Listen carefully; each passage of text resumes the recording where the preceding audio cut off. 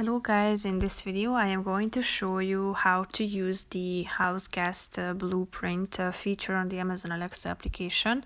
But first I just want to mention, don't forget to subscribe to my channel because at 10,000 subscribers I am going to show you my whole YouTube revenue statistics and growth strategy, how to make money online. So let's jump into it.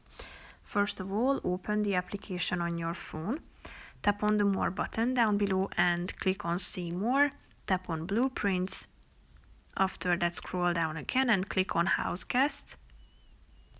Here, tap on Make Your Own down below.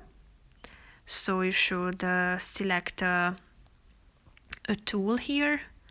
So you need to list the things that your guests may need and list where they can find them.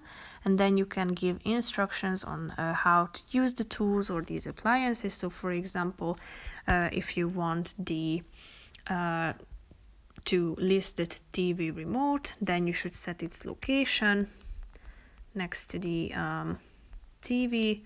And you can add additional notes to it. If you want to, you can add another item.